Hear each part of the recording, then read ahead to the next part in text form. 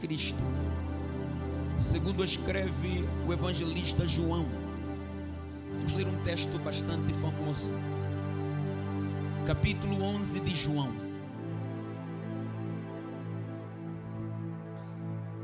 João, capítulo de número 11.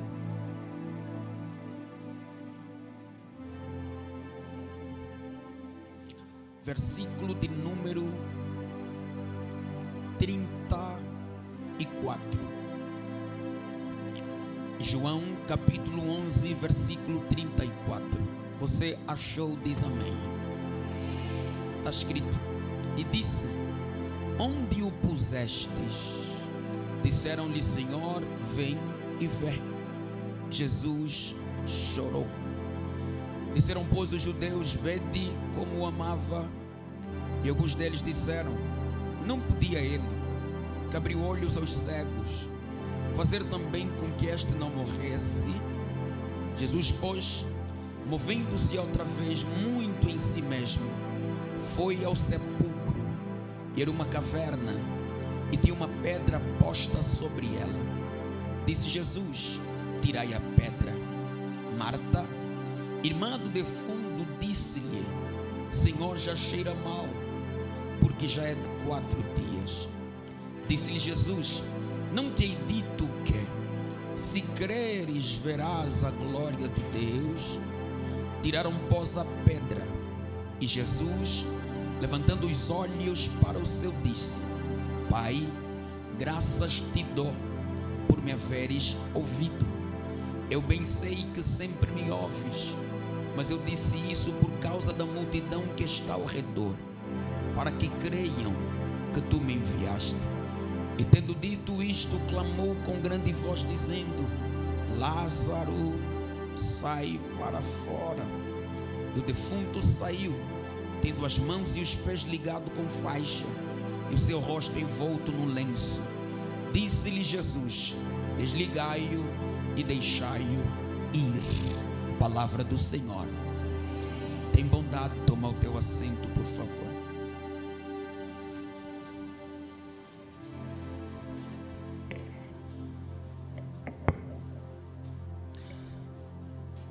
Querido, me empresta a sua atenção, por favor.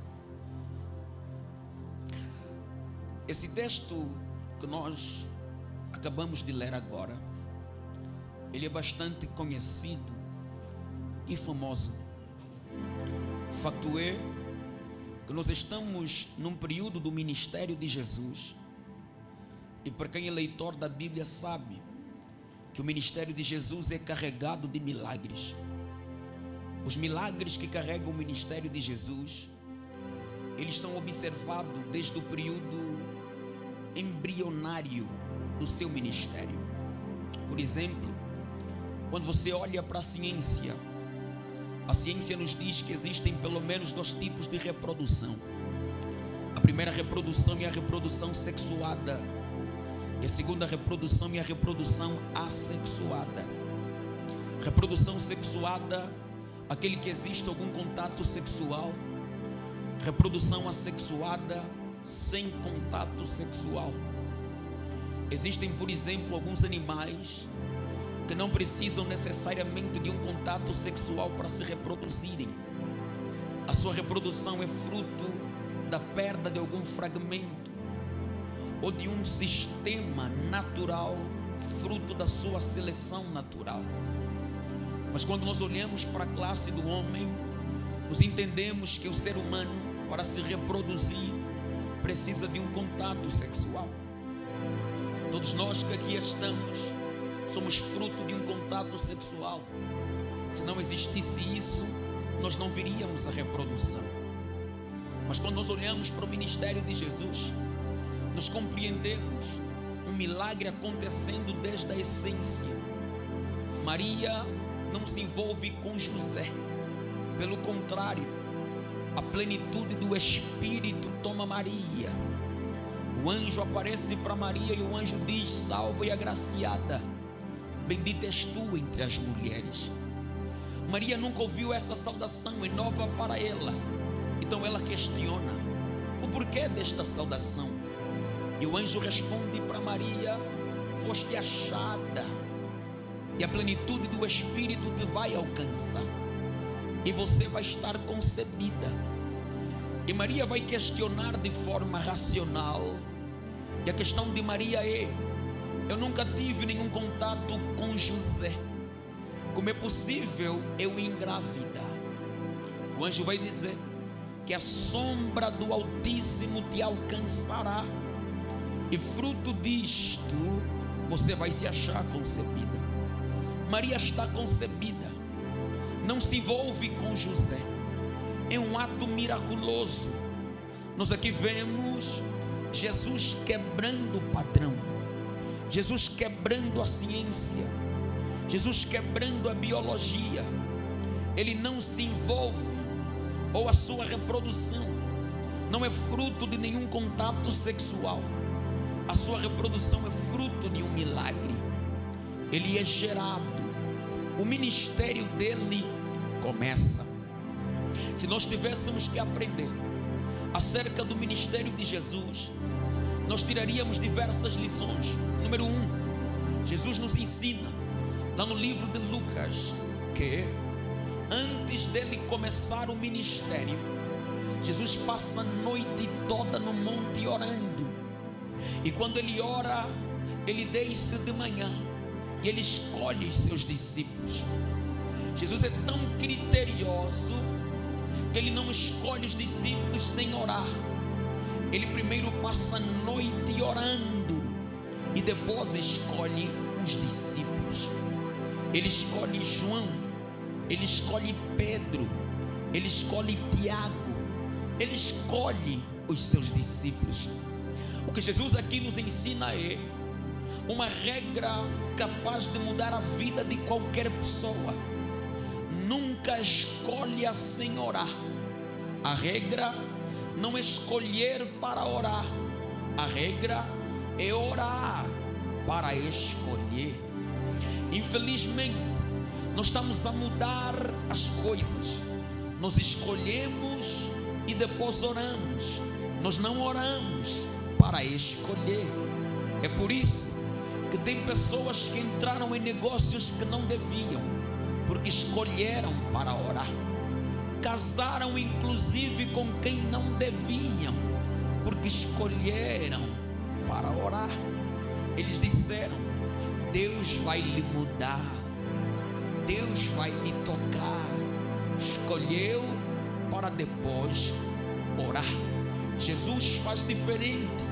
Ele ora e só depois escolhe. Quando ele começa a escolher, o texto vai citando o nome dos discípulos que ele escolhe: Pedro, Tiago, João. Lá no final o texto diz que ele também escolheu Judas o Iscariote. O que não cabe na minha mente humana: como é possível alguém que passou a noite toda orando escolher Judas? Se você orou, a tua escolha tem que ser boa. Se você orou, a tua escolha tem que ser assertiva. Como é que alguém ora? Escolhe Judas. A pergunta fica mais agressiva quando eu coloco da seguinte forma: se Jesus que orou escolheu Judas, imagina nós que estamos a escolher sem orar. O que é que estamos a escolher? Olha para o teu vizinho, fala para ele: a regra é orar para escolher e não escolher para orar. Aleluia. Então alguém disse que Jesus errou na escolha. Como é que alguém que orou escolhe Judas? Errou na escolha. Eu disse: não, Jesus não errou na escolha. Judas faz parte do pacote. Judas faz parte do programa. Judas faz parte do cardápio. Toda vez que Deus te levantar, você vai ter um Judas que te trai e um Pedro que te nega. Se você não tiver um Judas que te trai e um Pedro que te nega, desconfia da tua chamada. Na tua chamada sempre vai ter pessoas que vão te trair, e sempre vai ter pessoas que vão te negar. Jesus começa o ministério. Quando Jesus começa o seu ministério, se existe um lugar que Jesus amava frequentar, é Betânia. Jesus amava ir para Betânia. Ele entra em Betânia em Mateus capítulo 26, quando ele entra na casa de um homem chamado Simão, o leproso. Lá no capítulo 6, ou lá no versículo 6 até o versículo 13, quando ele está na casa deste homem Simão, em Betânia, a Bíblia diz que ele está na mesa com Simão, conversando. Enquanto ele conversa, uma mulher chamada Maria, a Madalena, chegou aos pés de Jesus, derramou um unguento nos pés de Jesus e limpou com seu cabelo. Isso escandalizou os discípulos. Os discípulos começaram a levantar um alvoroço, e a conversa era: como é possível derramar, desperdiçar este perfume? Ora, este perfume custava aproximadamente 300 denários. 300 denários é o preço, ou ainda o salário de 300 dias, o que significa que aquela mulher acumulou 300 dias de salário e derramou nos pés de Jesus. Ele está em Betânia. Os discípulos começaram a se perguntar: como é possível isso acontecer? Por que tanto desperdício de dinheiro? Por que derramar azeite? Nós podíamos vender e dar o dinheiro para os pobres. Aparentemente a intenção dos discípulos é boa, mas quando você olha com maior profundidade, você compreende que não era boa a intenção dos discípulos. Por quê? Porque o que estava em vista ali não é ajudar os pobres. Qual era o problema? O cheiro daquele perfume invadiu aquela casa, e o cheiro daquele perfume era o cheiro da adoração daquela mulher, o que significa que o cheiro da adoração daquela mulher invadiu a casa toda, que já não se podia sentir um outro cheiro. O único cheiro que se podia sentir é o cheiro da adoração daquela mulher. E normalmente cheiro de adoração incomoda quem não gosta de adorar. É por isso que eles se levantaram e começaram a falar: poderíamos vender. Você sabe que tem pessoas que olham para diante do trono e diz: são barulhentos. É mentira. É o cheiro de adoração que está a incomodar quem não gosta de adorar. Até na tua família já dizem: por que é preciso gritar tanto? Quando está a orar, grita muito. Quando está a louvar, grita muito. É o cheiro da adoração que incomoda quem não gosta de adorar. Segundo detalhe aqui, quem está a falar da adoração da mulher é nada mais do que os discípulos. Os discípulos é que estão a dizer: poderíamos vender. Por que tanto desperdício? Por quê? Porque a maior parte das vezes quem vai se levantar contra a tua adoração não é quem não conhece Jesus, são aqueles que andam com Jesus, que cultuam com Jesus, é que vão dizer: por que tanto grito? Por que glorificar desse jeito? Por que pular desse jeito? Aleluia. Maria não se intimidou, ela continuou a adorar. Esta é a primeira vez que Jesus está em Betânia. Segunda vez que Jesus entra em Betânia é na casa de uma mulher chamada Marta. O texto diz em Lucas capítulo 10: Jesus foi para a casa de Marta. Quando ele entrou em Betânia, Marta o recebeu em sua casa. Esse detalhe me leva à compreensão duas coisas. Número 1, possivelmente Marta é a primeira filha. Número 2, a casa não é de Maria nem de Lázaro, a casa é de Marta. Jesus entrou entrou na casa de Marta. Quando Jesus chega na casa de Marta, Maria está na mesa, sentada aos pés de Jesus, ouvindo a mensagem de Cristo. Marta está preocupada na organização das coisas. Lázaro está na mesa, sentado com Jesus, conversando com Jesus. Ali Marta olhou para Jesus e disse: Mestre, manda que Maria venha me ajudar.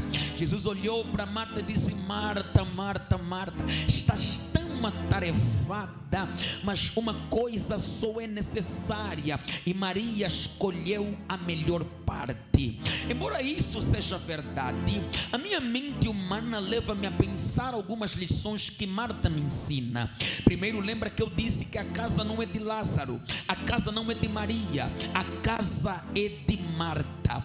Marta recebeu Jesus em sua casa, e a preocupação de Marta é: se Jesus está na minha casa, eu não posso permitir que Jesus permaneça na minha casa e a casa esteja desarrumada. Se Jesus entrou, eu vou arrumar a minha casa. Maria está a adorar, mas está a adorar com casa desarrumada. Então eu vou arrumar a casa. Aleluia.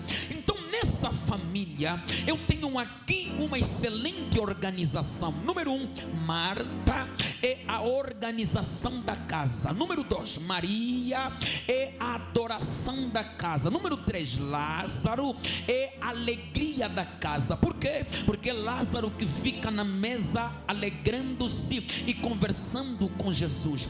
Organização, adoração e alegria. A alegria da casa fica doente, e quando a alegria da casa está doente, a que organizava já não organiza, a que adora já não adora, porque a alegria da casa está doente. A Bíblia Sagrada diz que eles pegaram em um mensageiro e disseram: vá até Jesus e diga que está à beira da morte aquele que você ama. Esse mensageiro era um profissional. Naquela altura tinha homens que trabalhavam com isso. Eles levavam mensagem, não tinha telefone, não tinha correio, a mensagem era passada de boca em boca. Então esse mensageiro chamava-se apóstolo. Apóstolo é mensageiro. Pegaram nele e disseram: você mensageiro, vá até Jesus e diga que está à beira da morte aquele que você ama. Ele está a caminhar em direção a Jesus. Vou chegar até lá e vou dizer que está à beira da morte aquele a quem ele ama. Quando ele chega até Jesus, ele diz: está à beira da morte aquele a quem você ama. Ora, este mensageiro foi ao encontro de um outro mensageiro, porque Jesus também é mensageiro. Então naquele dia teve o encontro de dois mensageiros. O primeiro mensageiro é o mensageiro de Marta e Maria, que levou mensagem de morte. Está à beira da morte aquele que você ama. O segundo mensageiro é o mensageiro de Deus, e que é Jesus Cristo, que disse: fala para elas que não é para a morte, é para a glória de Deus. Na vida você vai ter dois mensageiros, um que vai trazer notícia de morte, mas um que vai trazer notícia de vida. Tem alguém que vai te olhar e vai dizer: quebrou, acabou, morreu, caiu, já não tem esperança. Mas tem outro que vai dizer: Deus está no comando, Deus está no controle, e Deus vai fazer as coisas acontecer. Eu não sei se de janeiro até aqui, quantos mensageiros você recebeu de morte, que lhe disseram: acabou, quebrou, morreu, não vai dar certo. Mas hoje eu vim como mensageiro da parte de Deus para lhe dizer: descansa o teu coração, não vai quebrar, não vai cair, não vai morrer. Maior é o Deus que está na sua vida. E já para começar a esquentar, levante a mão direita, abre a boca e dá um brado de glória, porque a mensagem de Deus é maior do que a mensagem do diabo. Eu vim profetizar para quem está aqui: o que vai permanecer na tua vida não é a mensagem do diabo. O que vai permanecer na tua casa não é aquilo que o feiticeiro falou, mas é aquilo que Deus declarou. Faça chuva, faça sol, a mensagem de Deus vai permanecer. Vai permanecer. Fala para eles que não é para a morte, é para a glória de Deus. O mensageiro está saindo aí alegre, está em caminho dizendo: vou chegar lá, vou dizer que não é para a morte. Vou chegar lá e vou dizer que não é para a morte. Vou chegar lá e vou dizer que não vai morrer. Só que do caminho de onde ele estava até Jesus levava aproximadamente um dia, e o caminho de volta é aproximadamente um dia. Significa que ele já está quase 2 dias nesse trajeto. Ele está caminhando dizendo: vou chegar lá e vou dizer que não é para a morte. Só que quando ele chega em Betânia, Lázaro morreu. Agora na cabeça dele é: vou dar o recado que Jesus me mandou ou não, se ele já está morto? A pergunta seria: o que você faria se a mensagem que Jesus te deu é diferente da realidade que você está vivendo? Porque Jesus deu uma mensagem, mas ele está a viver o oposto do que Jesus falou. Uns diriam: falso profeta, falou, não aconteceu. Quando Jesus diz não é para a morte, não está a dizer que Lázaro não vai morrer, está a dizer ele vai morrer, só que não é para a morte. A morte não vai ficar com ele. Aleluia. Tem alguém que está aqui nesta manhã: não é para a morte. Jesus olhou nos discípulos e disse: camaradas, vamos até Betânia. Por que, mestre? Lázaro está dormindo. Está dormindo? Como assim? Baixou o nível, disse: morreu, vamos. Irmão, vigia lugares onde você entra, hein? Saia de lugares que não compreendem a tua linguagem, vão te fazer baixar demais. Porque Jesus disse: está dormindo, não entenderam, teve que baixar o nível. Morreu, acabou, morreu, vamos até Betânia. O texto diz que enquanto eles estão a caminhar para Betânia, chegaram em Betânia. Alguém chegou no ouvido de Marta, disse: Marta, o mestre voltou para Betânia. O mestre voltou para Betânia. Marta correu, chegou até Jesus e disse: mestre, se tivesses aqui, meu irmão não teria morrido. Irmão, a pergunta que eu faço hoje é: entre Marta e Maria, quem é mais próxima de Jesus?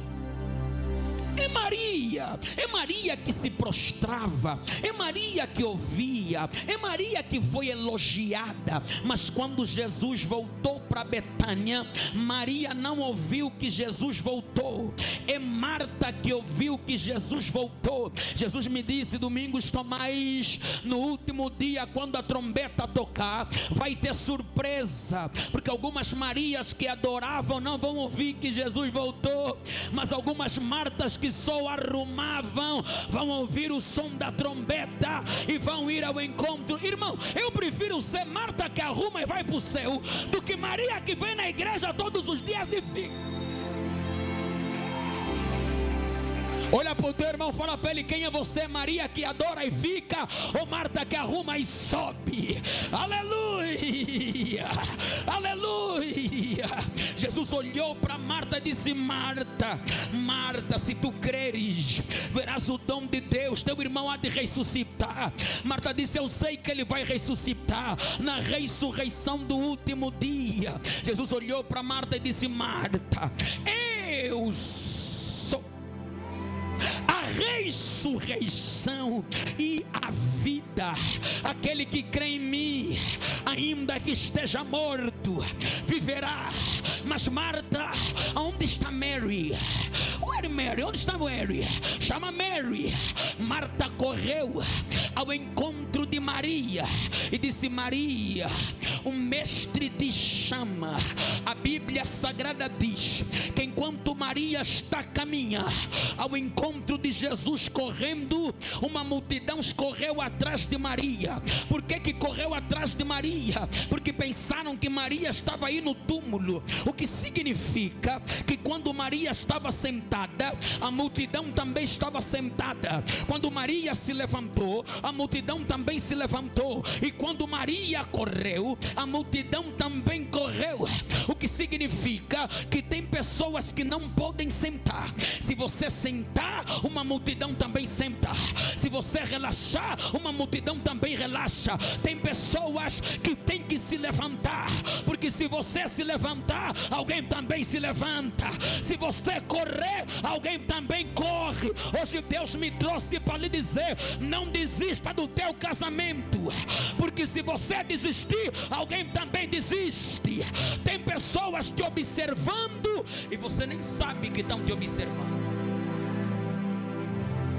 Tem pessoas te olhando e você nem sabe que estão a te olhar. Você é inspiração para muita gente que você nem sabe que você é. Então, se você senta, eles sentam. Se você se levanta, eles se levantam. E se você corre, olha para o teu irmão e fala para ele: não senta, se levanta, corra, porque tem alguém te observando. Aleluia, aleluia. Quando Maria chegou, dobrou o joelho, mesmo culto, atitudes diferentes. Aleluia. Uma adorou em pé, outra se prostrou, disse: mestre, se tivesses aqui, meu irmão não teria morrido. Aleluia. Irmã, duas irmãs orando da mesma irmão. A Bíblia diz: Jesus chorou. Por quê? Porque quando irmãos dão as mãos para orar pela mesma causa, deixa eu liberar uma palavra para quem, eu não sei se tua família está aqui, mas se tua família está aqui, recebe essa palavra. Quando 12 irmãos se unem em oração, o inferno tremece e Deus responde. Aleluia. É por isso que o diabo planta contenda na família. É por isso que o diabo coloca desunião na família. É por isso que o diabo coloca guerra na família, porque ele sabe que a oração de 12 irmãos é poderoso para mudar a história. Hoje Deus me trouxe para lhe dizer que se uma casa se colocar de joelho, o que vai acontecer é portas abertas, milagres chegando. Tem alguém que pode receber? Levanta a mão para receber. Hoje Deus me trouxe para profetizar para a tua vida. Se prepara, porque quando a tua família orar na mesma forma, a porta vai se abrir, o milagre vai chegar, as coisas vão acontecer. Tem alguém que crê nessa palavra? Levante a mão direita para o alto, abre a boca e faz um barulho que o diabo não gosta.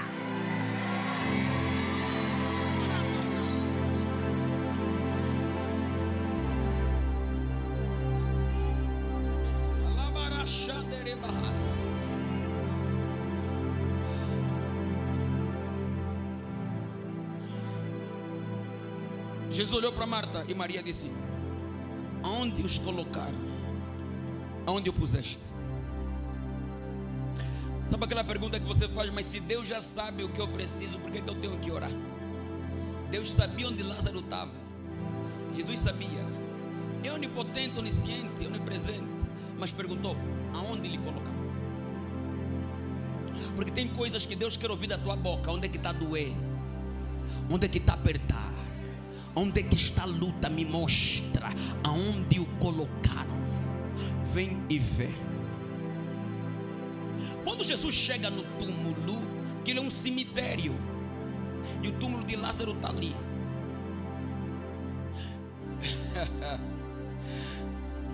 E Jesus olha para todo mundo e diz: tirem a pedra. Tirem a pedra. Irmão, vamos aqui pensar. Jesus é poderoso ou não? É. Por que não soprou para a pedra sair? Ou não estalou o dedo para a pedra sair? Ele disse: vocês tirem. vocês tirem a pedra. Dois detalhes aqui. Primeiro, porque tem coisas que não é responsabilidade de Deus, tem coisas que é tua responsabilidade. Tirar pedra é tua responsabilidade. Ressuscitar Lázaro é responsabilidade dele. Girar Jericó é tua responsabilidade. Deixar cair as muralhas é responsabilidade dele. Levantar a vara é tua responsabilidade. Abrir o mar é responsabilidade dele. Vir na diante do trono é tua responsabilidade. Operar o milagre é responsabilidade. Tirem a pedra. Só que a pedra é grande. Uma pessoa não consegue. Tiveram que se juntar. Empurra, tira. Porque por mais espiritual que você seja, tem pedras que sozinho nunca vais remover. Por mais línguas estranhas, irmão, não se achem super crentes. Não existem super crentes. Você vai precisar do outro para remover a pedra. Tem pedras que não saem no teu quarto em oração. Tem pedra que sai quando você vem na igreja, dá mão no teu irmão e você fala: está pesado, vamos remover a pedra. Aleluia. Eu vim dizer para quem está aqui que se a igreja se unir, as pedras serão removidas. Tirei a pedra. Agora tiraram. Avelino, Jesus está aqui. O texto diz: quando tiraram a pedra, todo mundo olhou no túmulo. Jesus é o único que olhou para o céu. No texto.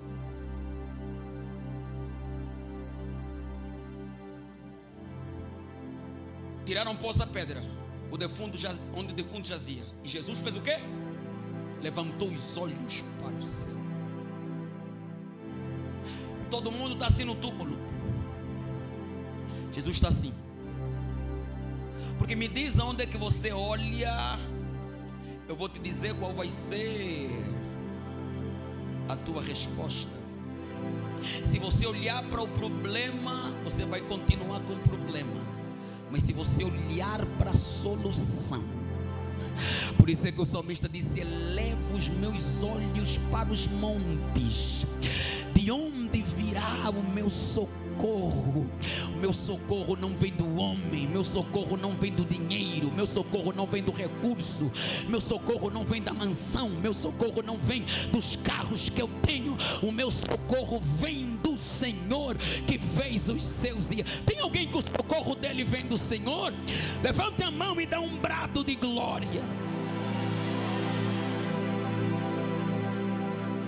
Tirem a pedra.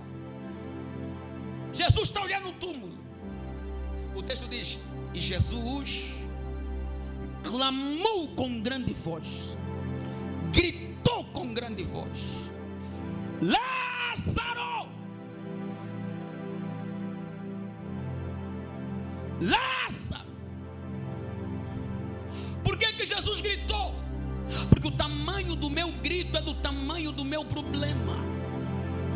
Se você não conhece o meu problema, irmão, não se mete com o meu grito. Aleluia. Eu sei que tem muitos diplomáticos aqui, mas tem momentos que tem que tirar a ética, colocar no bolso.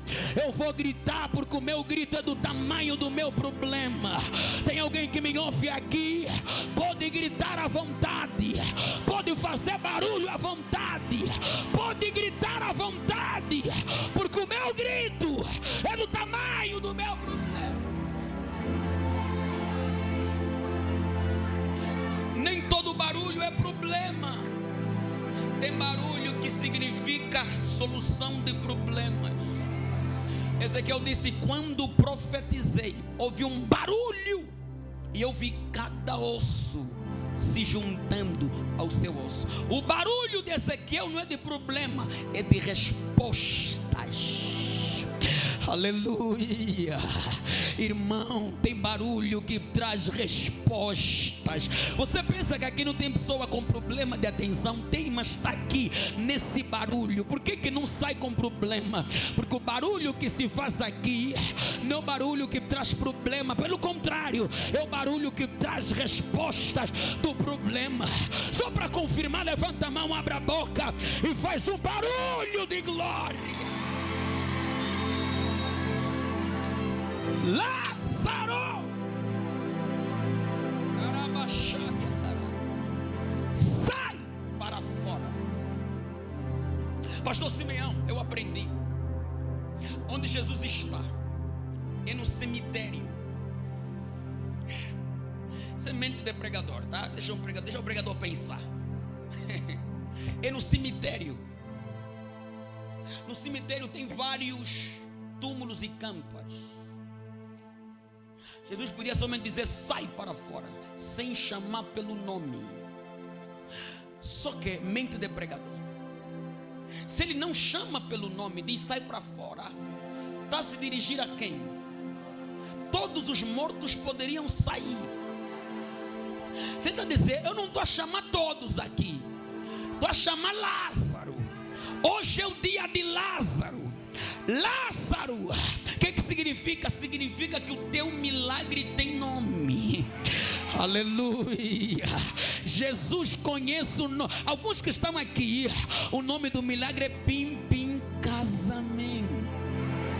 Outros que estão aqui, o nome do milagre é uma gestação, outra empresa própria. Eu vim da parte de Deus para lhe dizer que Deus conhece o nome do teu milagre, e Ele está chamando esta manhã: casamento, sai para fora. Gestação, sai para fora. Lázaro,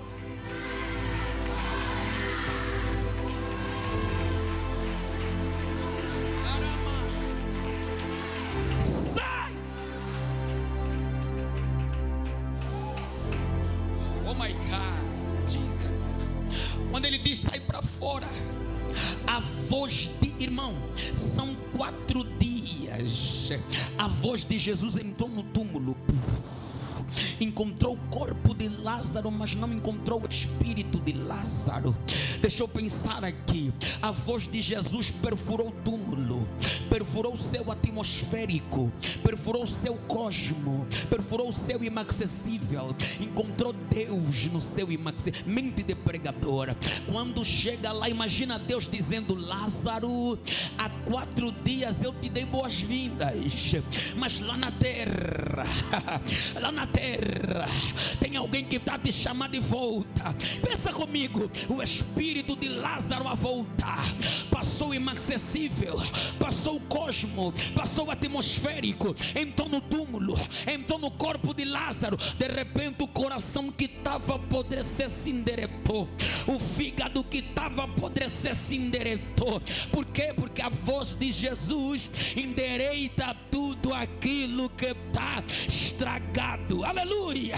Se tiver alguma coisa torta, a voz de Jesus endireita. Quando eu era menino, criança, tinha uma música que eu amava na EBT, e a música era: vinha um menino torto que vivia numa casa torta e dormia numa cama torta.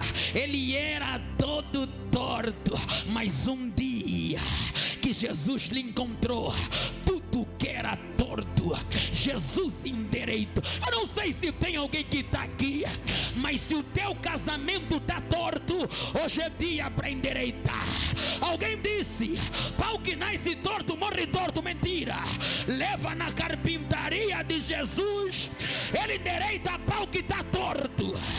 Eu vou declarar para quem está aqui: vida torta se endireita, casamento torto se endireita, ministério torto é endireitado. Tem alguém que me ouve aqui? Levante a mão direita, abre a boca e dá um grito de glória.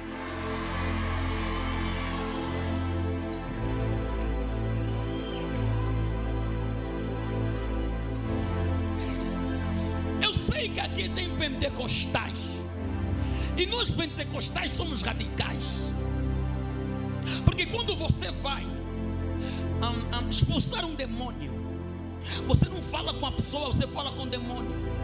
Demônio, eu te ordeno. Doença, eu te ordeno. Enfermidade, eu te ordeno. O problema de Lázaro era a morte. Então Jesus tinha que falar com a morte. Morte!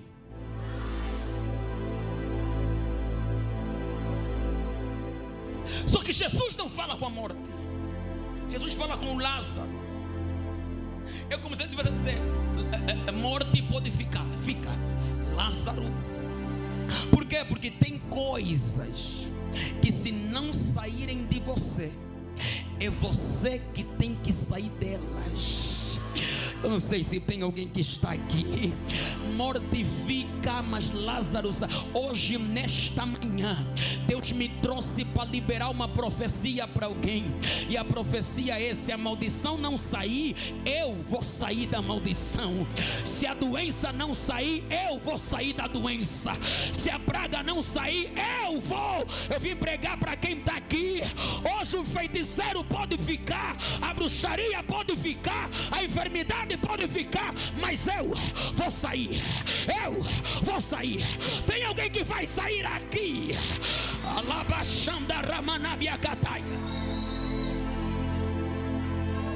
Disseram que na família tem muita maldição. Maldição pode ficar. Disseram que tem muito espírito de sol. Irmã, aqui na família ninguém casa. Você faz filho com esse, faz filho com aquele, e todo mundo te abandona. Irmão, se na família tem esse problema, o problema pode ficar na família. Eu vou sair desse problema. Eu vim pregar para pessoas que compreenderam que não precisam que as coisas mudem. Eu é que vou mudar as coisas. Hoje Deus me trouxe para lhe dizer: o problema fica, mas eu vou sair do problema. Quem pode adorar a Deus nesta manhã?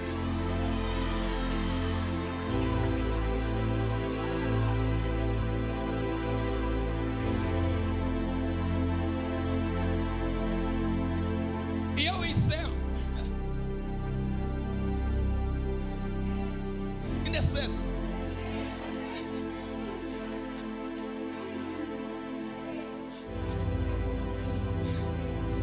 Vem, Avelino, deixa eu exemplificar aqui. Fica aí. Lázaro, sai. Vem, Lázaro. Hoje ele é o Lázaro.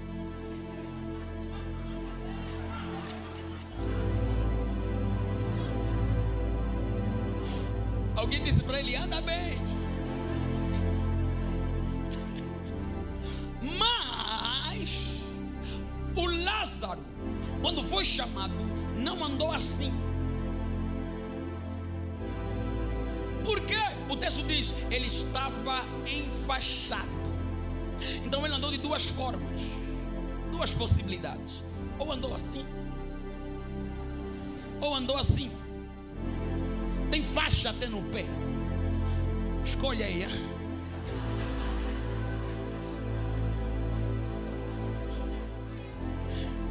Lázaro, sai.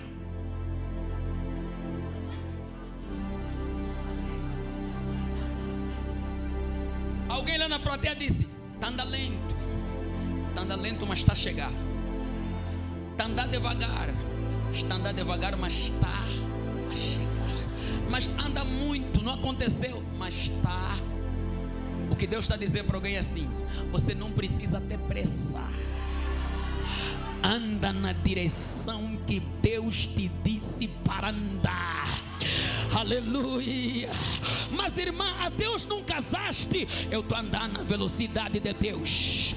A Deus o emprego não veio. Eu estou na velocidade. Eu vou profetizar para quem está aqui: se você andar nos passos de Jesus, você vai chegar. Não anda de acordo com a opinião do outro. Não anda de acordo com o que te disseram. Eu vou andar devagar, mas eu vou chegar. Eu vou andar lento, mas eu vou chegar. Eu vou andar passo a passo, mas eu vou.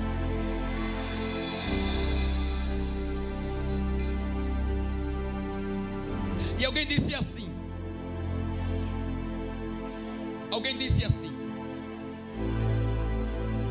Toquem-no, ajudem.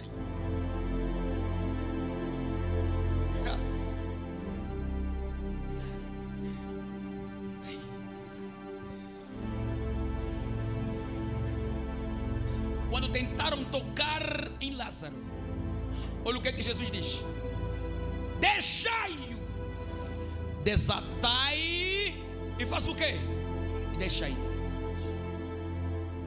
Pega isso diante do trono. Desatai-o e deixa-o ir. Jesus não desatou ele. Jesus mandou os discípulos desatarem. Vocês é que vão tirar a faixa e deixa aí. Por quê? Porque quem chama é Jesus, mas quem remove as faixas é você. O que é remover a faixa? É quebrar as feitiçarias, quebrar as maldições na família, quebrar os rituais. Porque tem pessoas que pensam que quem vai fazer isso é Deus. Deus já chamou. Você agora é que tem que quebrar tudo isso. É por isso que Ele te deu poder e autoridade para remover as. Eu vim pregar para pessoas aqui que a mente abriu para compreender que Deus colocou responsabilidade na minha mão. Deus me chamou nessa família, então é minha responsabilidade. Se antes de mim o solteirismo reinava, agora já não vai reinar. Se antes de mim a morte precoce reinava, agora já não vai reinar, porque eu fui chamado para remover a faixa. Eu vim pregar para quem está aqui. Deus colocou autoridade na tua mão. Remova essa faixa. Remova a faixa. E Lázaro saiu. Por quê? Porque todo aquele cenário não estava longe do comando de Deus. Deus é quem estava no controle. Deus é quem estava no comando. E quando Deus está no comando, irmão, quando, deixa eu falar aqui, mulheres, homens aqui casados, você sabe, dentro de uma casa, o filho pode estar assistindo boneco, assistir boneco, a esposa pode estar vendo novela, a mulher gosta de novela, está vendo novela. Quando o marido chega em casa e diz: amor, dá o comando, quero ver futebol, quero ver telejornal. Irmã, pode estar no melhor capítulo a novela. Quando o comando está na mão do papá, ninguém troca de canal, porque o comando está na mão do pai. Aleluia. O que eles não sabiam é que o comando estava na mão do pai. E quando o pai está no comando, ninguém troca de canal. É por isso que o diabo quer meter o canal da morte, só que o pai está com o comando na mão. Enquanto o diabo quer meter o canal da morte, Deus está metendo o canal da vida. Enquanto o diabo quer meter o canal da maldição, Deus já meteu o canal da bênção. O diabo disse: eu vou meter miséria. Deus disse: eu vou colocar prospere. Eu vou profetizar para quem está aqui: o comando não está na mão do diabo, o comando está na mão de Deus. O comando está na mão de Deus. E Lázaro sai. A alegria da família é recuperada. A família que outrora estava em luto, agora canta, porque a alegria foi recuperada. Por quê? Todo aquele cenário era para um propósito. Qual? Jesus disse assim: para a glória de Deus. Você está disposto a suportar guerras para a glória de Deus? Você está disposto a suportar humilhações para a glória de Deus? Eu lembro lá em Luanda, uma irmã mudou-se a um bairro novo. E ela orava muito à madrugada. Você sabe, nós somos barulhentos para orar, né? Enquanto ela orava à noite gritando, isso incomodava o Soba lá do bairro.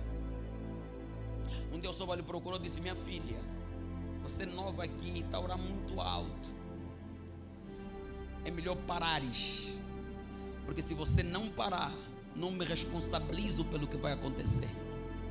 Eu não sei, aqui no Ambo, lá em Luanda, quando tem uma confusão já na rua, todo mundo sai, rua cheia, a luta do Soba e da mamãe da igreja.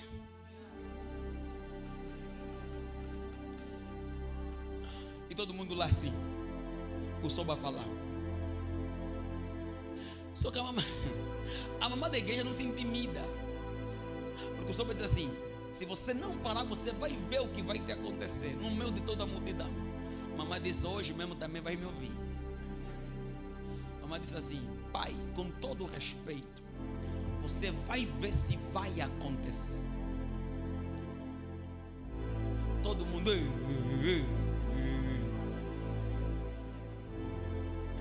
o Soba fez uma cruz no chão, isso aconteceu lá. Disse: nessa noite aguarde. E todo mundo disse para ela: ah, mamãe, lembra daquele tio lá que morreu? Eu Soba. Aquela mamã, assim que o Soba te falou isso, o Soba disse: essa noite. Ela disse: pai, se você que fez a noite,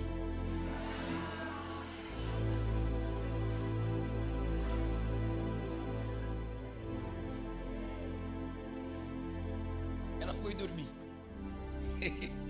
À madrugada ela liga para o pastor: pai, eu então lá falei muito, ore por mim. Tá vendo como é bom honrar a tua paternidade, né? O pai disse: filha, vamos orar 3 minutinhos, durma. Pai, durma. Ela dorme. Ela acordava muito cedo para ir no mercado vender, muito cedo. Mas quando Deus tem um propósito, Ele faz de propósito. Então Deus multiplicou o sono dela. Ela que tinha que acordar 5 horas, acordou 6:30. Mas ela só acorda por causa do barulho na porta. Uma multidão na porta dela: vizinha, ai vizinha,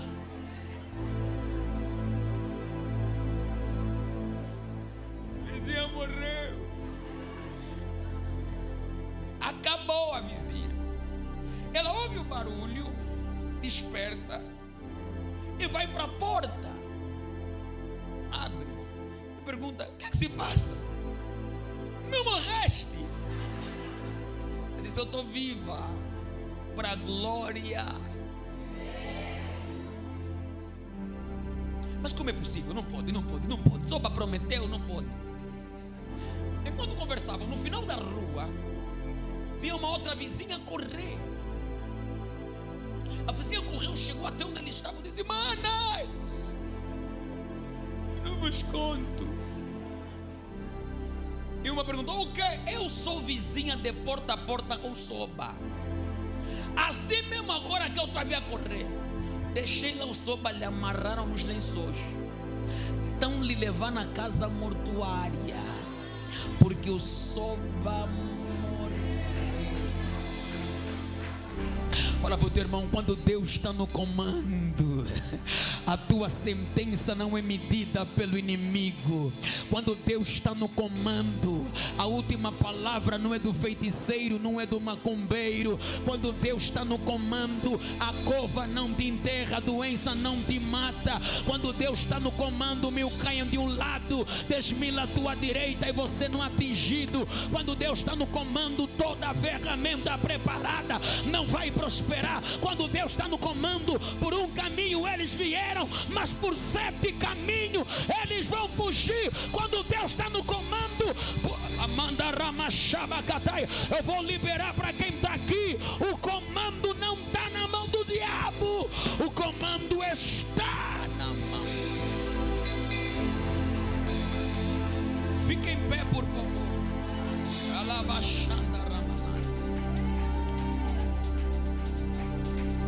O comando está na mão de Deus.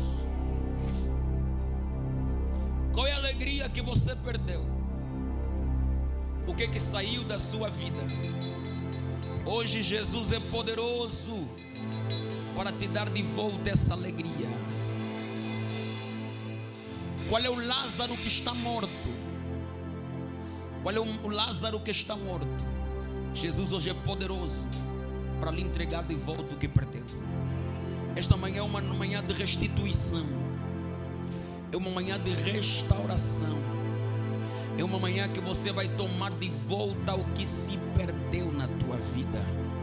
Levante as tuas mãos como se tivesse a receber, por favor.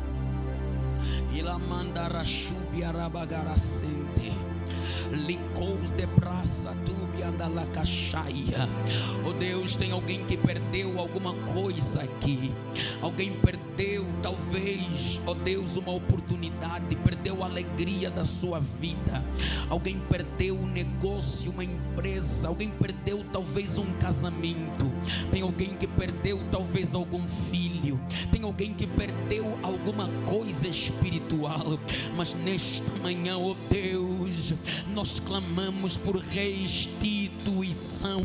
Restituição do que se perdeu, restituição do que foi embora, restituição do que foi tirado, restituição do que o inimigo tomou. Hoje Deus está a dizer: receba de volta o que se perdeu, receba de volta o que se perdeu, receba de volta o que se perdeu, receba de volta o que se perdeu. Hoje Deus toca em tuas mãos e Ele devolve tudo aquilo que foi embora.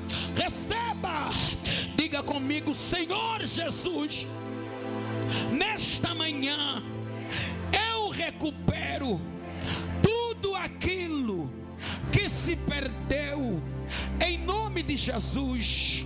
Diga: aquilo que foi tirado, a minha alegria, a minha paz. Diga: hoje recupero, ó Deus, eu recupero por amor do teu nome. Diga: Satanás, eu te repreendo, eu te neutralizo, porque eu vou recuperar. Levanta a voz e ore, ore, ore, ore. Recupera o que se perdeu.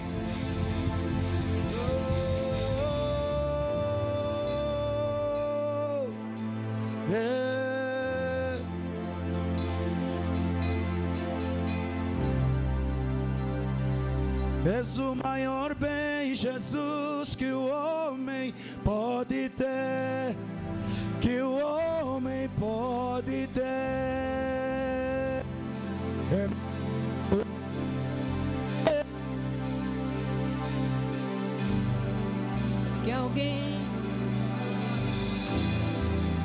Que alguém pode habitar, Emmanuel.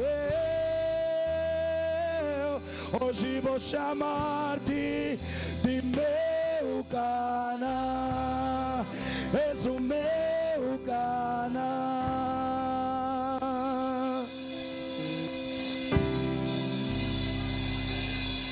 O sucesso pra minha alma só encontro em ti. És o meu sucesso, Jesus. A prosperidade para o meu.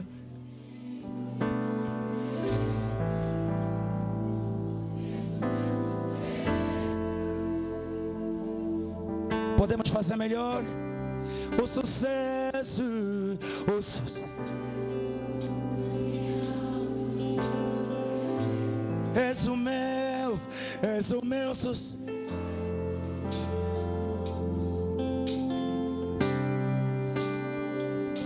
A prosperar.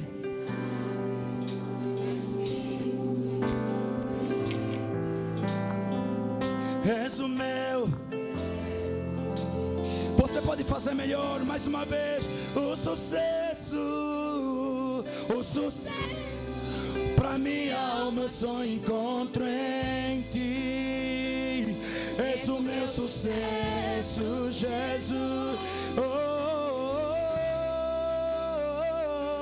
A prosperidade para o meu espírito encontro em ti. És o meu sucesso. És o maior bem.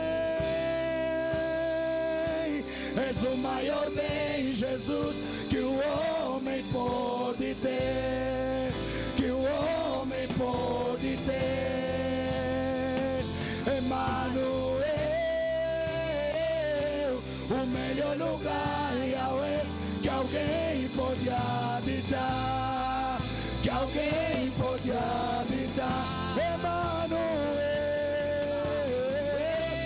hoje vou chamar-te, hoje vou chamar de meu Canaã. És o meu Canaã, Emmanuel. Hoje vou chamar-te, hoje vou chamar-te